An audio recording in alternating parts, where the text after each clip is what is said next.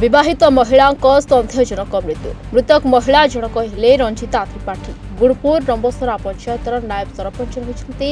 तेज महिला जनक निज घर पद्मपुर ब्लॉक पेरुपांग ग्राम रही बेले गुणपुर ब्लॉक डंबसरा पंचायतर आपनागुड़ा गाँव में नरसिंह त्रिपाठी को विवाह कर स्वामी को अटक रखी गुणपुर पुलिस अधिक तदंत जारी रखी। मृतक महिला को स्वामी निर्यातना दे आसुथिबा सहित मरणांतक माड़ मारुथिले। गतकाली अपराह्न मृतक महिला झील मामू मृत्यु खबर जणाइथिले। महिला भाई शव को देखि गुणपुर थाना रे द्वारस्थ होइथिले। निर्यातना दिया जाइथिबा अभियोग करबा सह घटनार तदंत करबा पई अनुरोध करथिले महिला भाई। यह हत्या ना आत्महत्या तार तदंत करबा पई महिला भाई लिखित अभियोग करछथि। मु लोकनाथ साहू हम भौणी डंबसरा रे बाहागर रहितला नरसिंह त्रिपाठी। तो से माने काली फोन करथिले मते हम भाणी फोन करी कहले जे मम्मी और नाही डेथ हो जाई तार। मु 3:30 बेले आसली आसला बेले मेडिकल रे देखले मेडिकल रे तार डेथ हो जाई छी। तापरे ताको पोस्टमार्टम पे भी कहै छी सेटा तार घरे भी बहुत निर्यातना दउतले से माने घरे आगरो एटा हत्या बोली मु रिपोर्ट करी छी। सठिक तदंत जना पड़िबो कोन आपण कोन अभियोग करछन?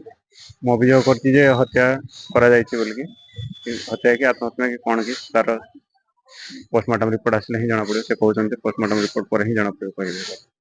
मु शांतनु प्राणी मु झीर भाई जतबले 3:30 बेलू मते खबर आसिला जे आउ तम भौणी नाही बोली जतबले फोन करिले मु संगे संगे तुरंत जाई डंबसरा रे पहुंचला बेले भौणी को एम्बुलेंस भी डाकी नथिले कि ऑटो भी डाकी मेडिकल आनिया पई बोली किछि भी प्रयास कर नथिले।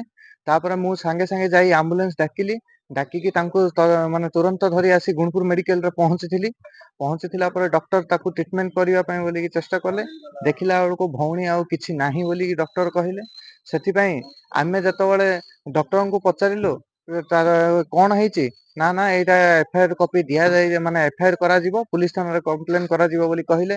आ भेणई को जतबेले पचारिलो भेणई कहउचंती जे पोस्टमार्टम माने से हार्ट अटैक रे मरिचंती बोली कहिले। प्रथमे द्वितीय रे माने कहउचंती जे ना ना अमक ए टाइम रे 5टा बेले मरिचंती बोली केतबेले कहउचंती 4टा रे मरची केतबेले कहउचंती 2टा रे मरची। तांको कथावार्तार शैली रे ढंग रे आमे भी किछि भी जानि पारिलु नै। सेथि पई बोली आमे संदेह करिलु जे से नै कि आम ताकू मारी दिचंती। सेथि पई आमे जतबेले नै कि पुलिस थाना को एफआईआर देबा पई गलु एफआईआर देई कि पुलिस ऊपर सब जिनिस आमे छाड़ीचु तदंत रिपोर्ट भलो भाबरे करंतु आ आम भौणी को न्याय देबा पई बोली हम पुलिस पाखरे अनुरोध करछु। गुणपुर दीपक कुमार पंडा रिपोर्ट रिपोर्टर्स टुडे।